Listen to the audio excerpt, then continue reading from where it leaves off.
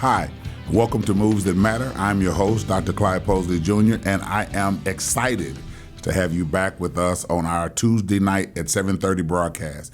Listen, you guys are making this broadcast a fast-growing, popular place for people to go get a powerful broadcast and podcast.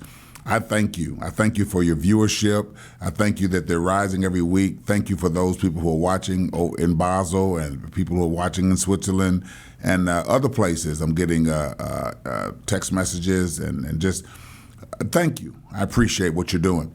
Listen, we have an exciting show today. I have a guest on today. I want to introduce him a little bit later, but he is a young, brilliant mind. He's a young African-American brother with a brilliant mind. It has a very innovative spirit, and he has put pen to paper and practices to his principles to cause us to be privy to one of the most innovative schools in the greater Indianapolis area.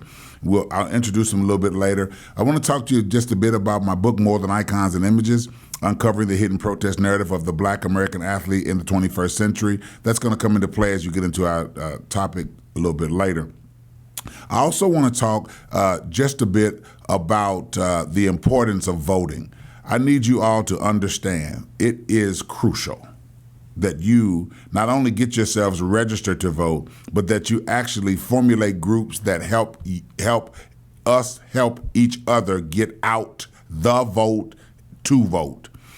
When you look at some of the outright open immoral behavior of Donald J. Trump, you cannot deny that that is not optimum leadership. That is not the type of moral character that needs to be at the helm of such a great, potentially powerful, and awesome America. Just recently, Donald Trump's now supposed personal counsel, the Attorney General, William Barr, has declared that he is going to be in charge of all cases affecting Donald Trump. That means the man that's supposed to be the general counsel for America has decided not to do that, but to just be counsel for Donald J. Trump, who's an admitted liar and a proven liar. Even some of the senators who voted not to impeach him and have him removed from office just last week admitted that he did do wrong, and what he did should not have happened, and this quid pro quo was wrong. But we're going to keep him in office anyway. I brought that up to bring this principle to mind as I prepare to go into our next segment. One of the worst things we can do when we recognize evil in a situation is to assume that the evil is coming only from the one we see doing it. Donald Trump is not the most evil. It's those who support him and bring it and empower his ability to act evil that are the most culpable. Julius Caesar wasn't the most evil. It was the evil Senate of Rome that helped him be evil. Nero was not only evil himself, but it was the evil co-conspirators that bring it to pass. If you check Mussolini, Hitler and others, it's always the evil supporting cast that empower evil to carry out its evil desires. We'll talk a bit more about that a little bit later. I'll be right back with you in just a second, and you're going to love our discussion about African American young men. Be right back.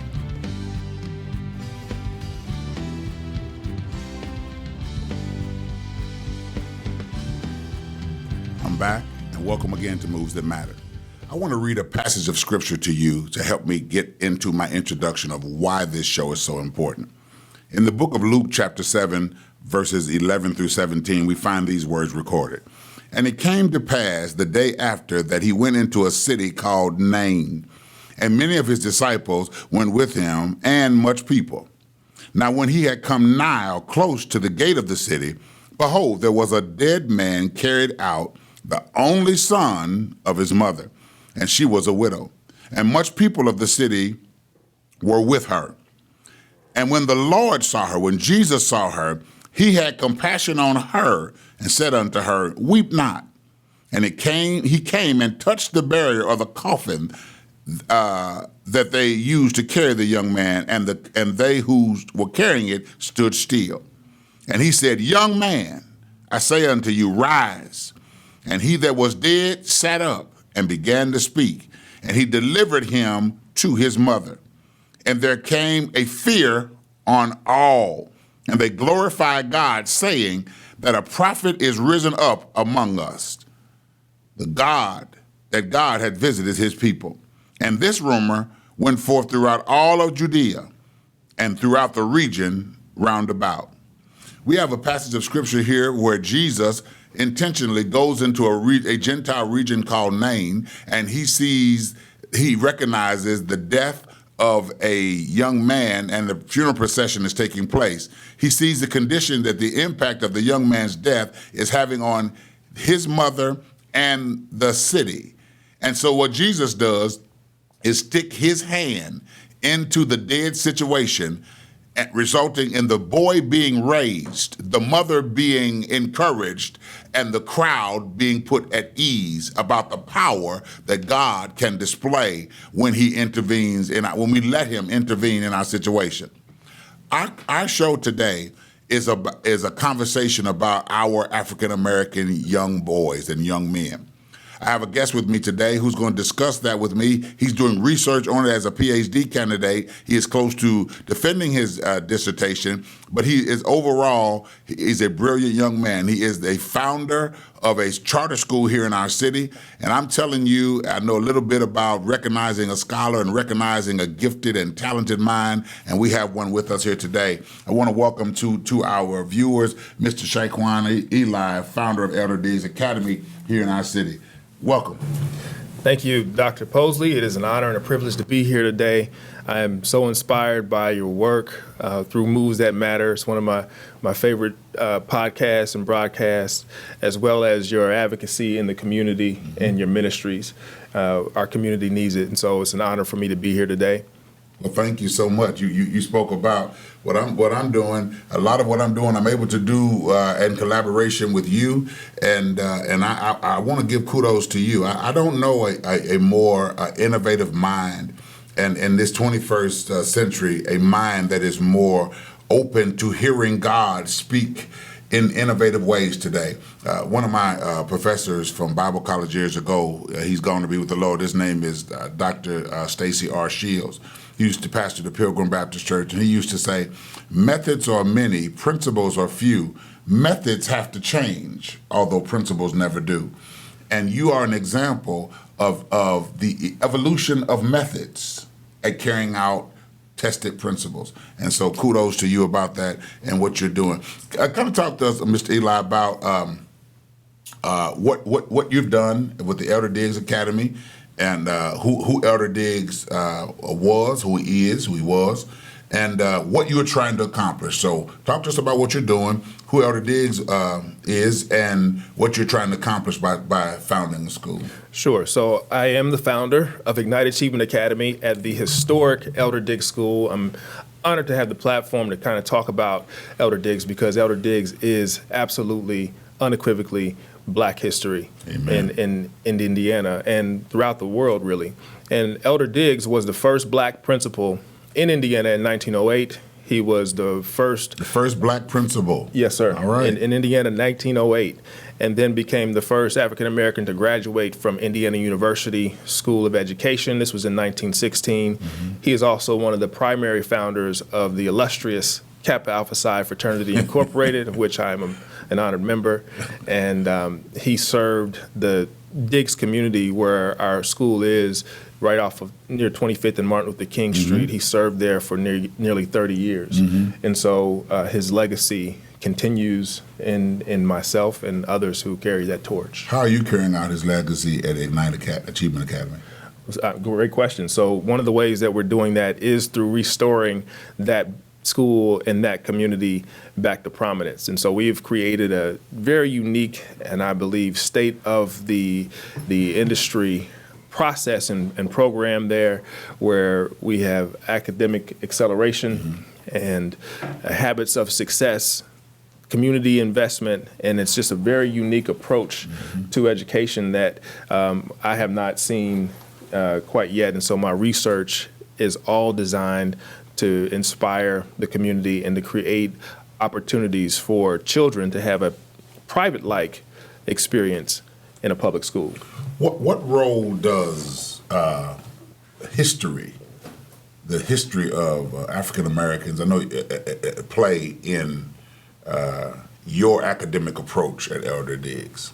So if we are going to truly inspire our community and our youth, Black people and Black males in particular, we have to look at the historical component. And my research is looking at that. So it's taking into account the very unique history of African Americans, particularly and specifically African American males, that unique history, because if you look at history, I don't know that there is another group that has been, that has gone through what we have gone through historically. And so we have to look at that. And once we do, we can understand more about the way to go and how to go. So it's looking at the historical component. It's also taking into account how that historical component has impacted the family and the family structure, which obviously it dictates and impacts our behavior.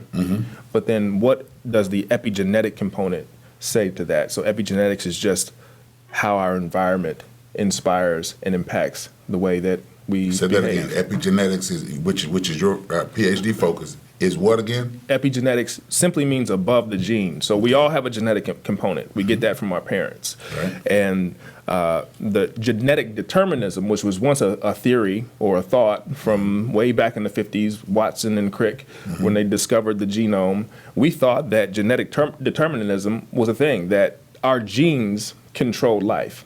But now we know that it is not the case. Right. And it is the environment that we are in. That's right. That really dictates how our genes are expressed. Right. And that having genes determines behavior. does not negate the fact that there are external influences that affect how we practice what's in us. Precisely. Right. Precisely. Right. That is true. You know, I was being introduced at a book sale not long ago, Mr. Eli, and a young lady who was introducing my book and introducing me says, "Now, I know that Pastor Posley, Dr. Posley, is also has a PhD, and he's also but I can't understand why he wrote a book about more than icons and images, uncovering the hidden protest narrative of a Black American athlete."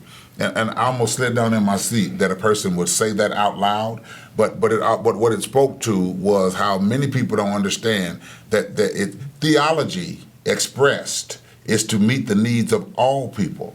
And relative to African American young men, which is what we're going to talk about in just a few moments, that's the reason why we need your research. That's the reason why I wrote this book. Because if we allow the genocide to affect our African young men the way it continues, unchecked, unexposed, then they're just relegated to thugs and punks and dope dealers and all these old things that many people just assume, as Muhammad said in his book, The Criminalization of Blackness.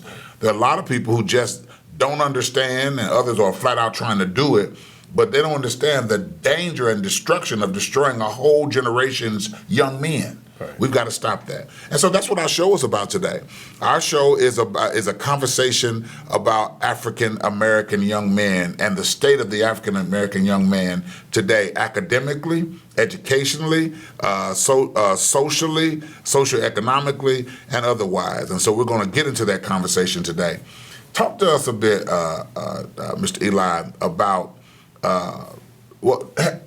let me do this. Why don't you decide, dispel a few myths, 2 or 3 myths that are common about African American males that your research has proven to be not the case. One of the biggest myths that we see, particularly I see as a head of school and being in and out of schools, is this idea that Black boys are aggressive, or that Black boys by nature right. are bad or violent, and this is just not the case. There's a bunch of research that proves that's a lie. Yes, sir. And so, again, we are talking about a historical element that dictates behavior and plays into behavior, and as well the environment that is created that plays into that. And so what I have seen is that through cultural incompetence, to be honest with you. When you have a culture that, or an industry, we're looking at the education industry that is mostly white women, middle-class white women, and middle-aged white women who are tasked with leading young men from a different culture that they may or may not be able to relate to, and so weren't prepared to train per se as they receive their degrees. Correct, particularly when we're talking about inner city youth who are experiencing significant traumas. We talk about the oppression, right? Systemic oppression, generational poverty, all of these that we have to overcome create stress. And that stress plays out in behavior because we cannot get to the intellectual piece just from a neuroscience perspective. We're unable to really think consciously if we are in continual and perpetual states of stress. And so sometimes this behavior is misperceived or misunderstood by those who are in positions of supervisory positions and leadership roles. It's looked at as aggression. It's looked at as violence or defiance when it's a biological process. That's a big deal out. Because I believe, if I'm understanding you correctly, if we only see behavioral problems as a defect in the child, then we will treat the child as only defective and not extraordinary or phenomenal, still having the phenomenal mind.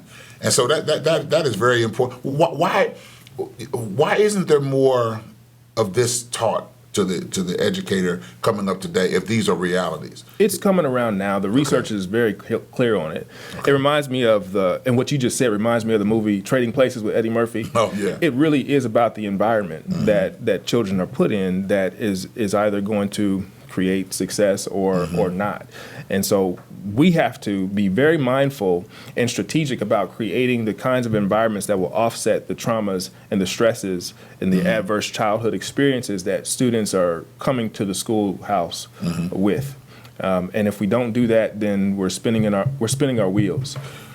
Have you stepped into a come alongside genre in having this discussion or pointing it the way you are, which is called restorative justice?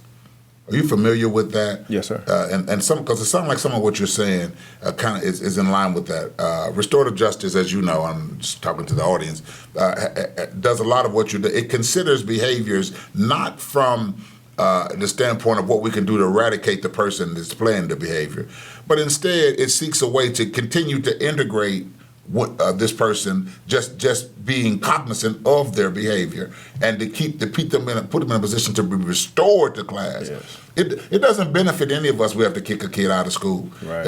Life is not better in a broader sense. Let me say this, Mr. Eli. This principle is played out in the prison system. For example, if incarceration.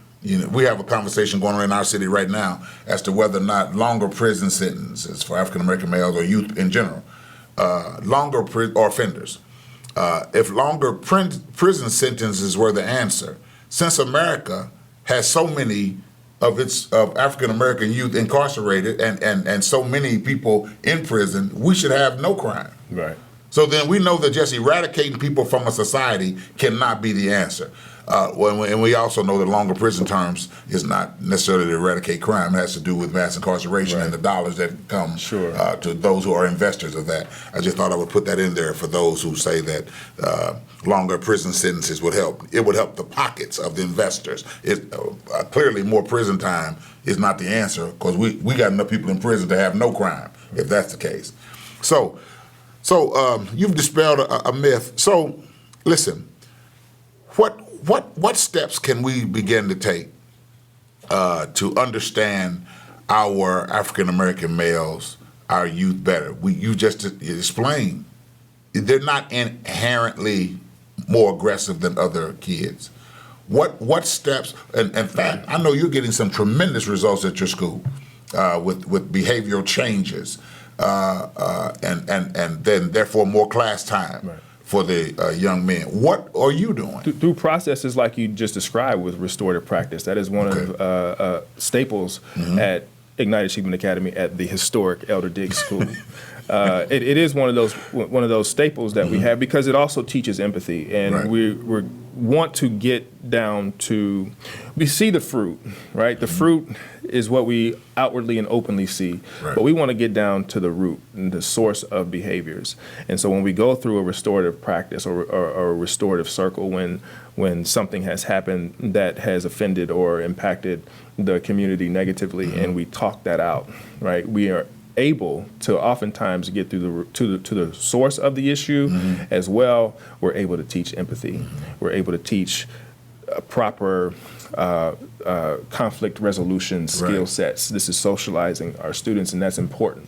It's one thing that's missing, I think, in a lot of spaces. We just say, okay, you did this, you're out, and that doesn't help the child. It doesn't help.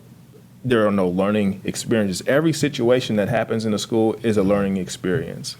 And so having conversations like this, I think, will start to lay set the table so that we can gather as researchers. And I think it's also very important that we don't just dialogue, but we look at the scholarly research that's out there because it corroborates what we're saying. The issue with that is that typically scholarly research is the effect of scholarly research is a 17-year lag.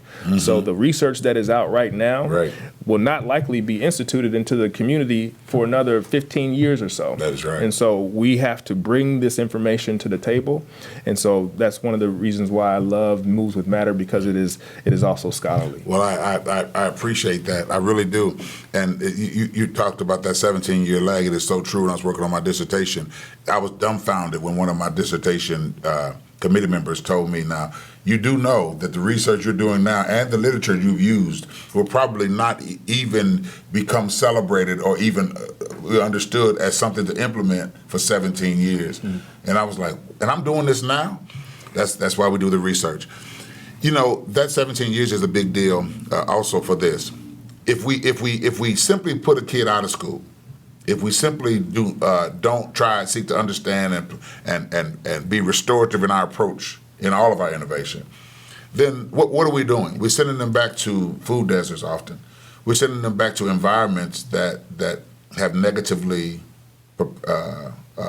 affected them and ill-prepared them for school. We're sending them back to poor esteem situations often. And that's not always the case, but sometimes we are. I want to make this point too, Mr. Eli, that I don't believe this show is not designed to point to the notion that all African American males are troubled or disenfranchised, because they're not. There is a great, maybe majority of our African American males which are exceeding expectations, which are doing tremendous things, graduating schools early, embracing new concepts, responding to the innovations, such innovations as you have. And so we want to make sure that that we understand that there is the gifted, there is a mid-range, and there is a disadvantaged African American young man that is very well disadvantaged because of lack of exposure to concepts that you're talking about. How do you deal with all three sets? How do you deal with the extraordinary, the mid-ranged young man, and the disadvantaged young man? I think it all comes down to the environment. The environment should support all young men, and of course, so a lot of the correction you're saying is cultural, and you don't necessarily mean cultural in the city. You mean the environment in which you're developing them. I mean both, because there is the component that I talked about with the food desert. You mentioned like the food desert and the generational poverty that are in communities like the one that I have the honor to serve in Indianapolis. In Indianapolis, one of the largest in the country. The food desert piece, the generational poverty there racism exists, and there is an effect of that.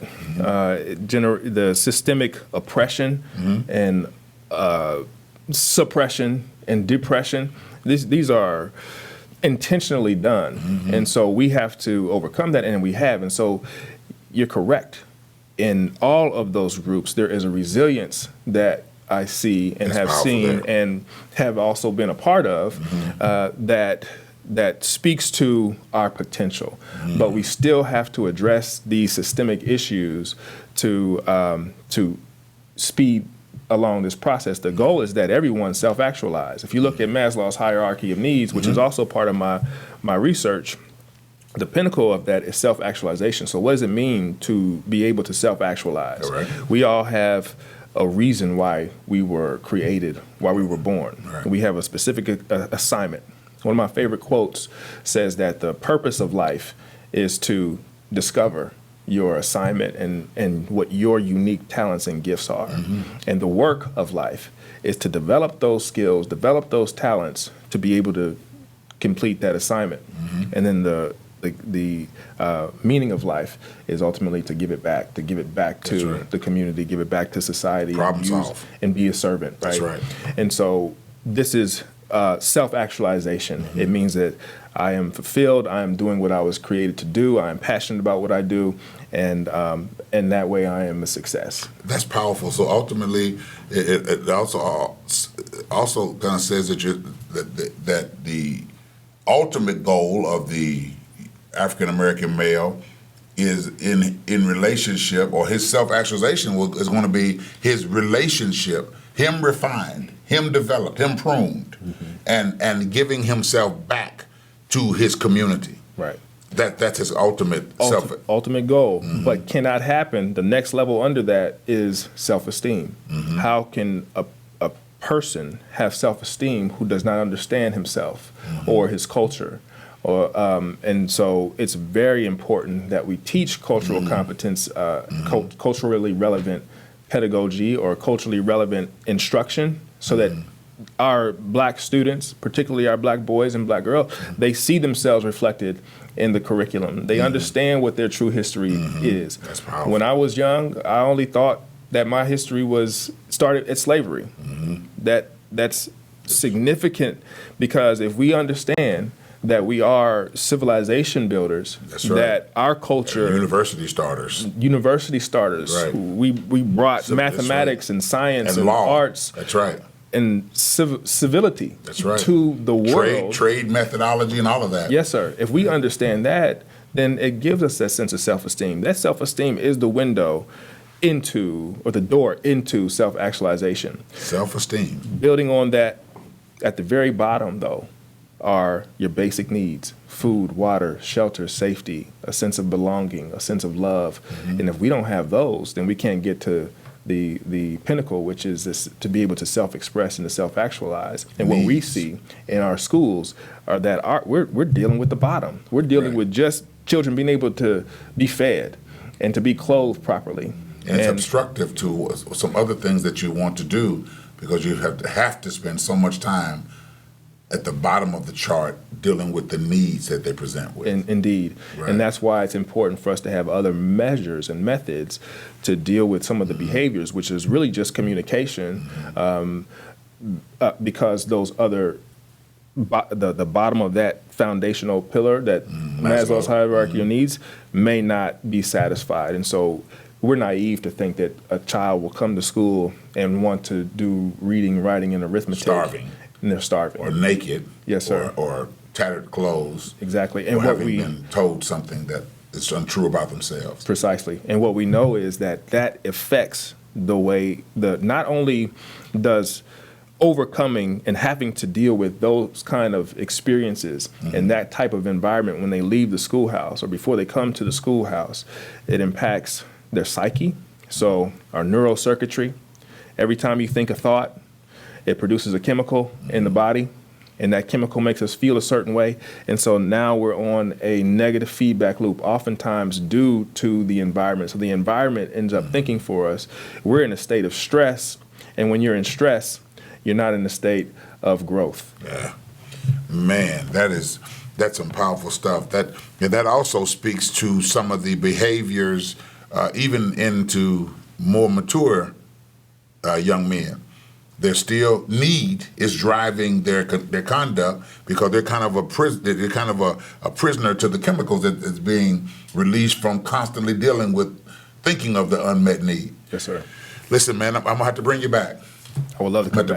I'm gonna bring you back. God bless you, man. Listen, I want to bring you back so we can get a little further into this conversation because there's so much to unpack here. Listen, this has been Mr. Shy-Quon Eli. He's the founder of the historic Elder Diggs Achievement Academy. What is your address there? Ignite Achievement Academy at the historic Elder Diggs School. We are located on 1002 West 25th Street. Amen. They've got some tremendous plans and things to do. They are feeding, providing for, and encouraging a whole generation of young people. Listen, I'm going to close our show out today by reminding you of something that is very important. Truth and morality do matter. There's not a person watching this show right now who is perfect, who doesn't know wrong and never sins. I understand that. But you are entitled to an expectation of people who say that they are trying to live right. If we really want to see our country be what it's supposed to be for all citizens, we need to put morality back to the forefront and remember that lying is still a sin. Listen, you've been watching the Moves That Matter podcast. I'm your host, Dr. Clyde Posleys Jr. I want to tell you something, and I say this every week as we speak to a new generation, the principles of God. You are always making moves. Why don't you, by choice, make your moves that matter? God bless you. I will see you next week. Thanks for tuning in tonight. Bye-bye.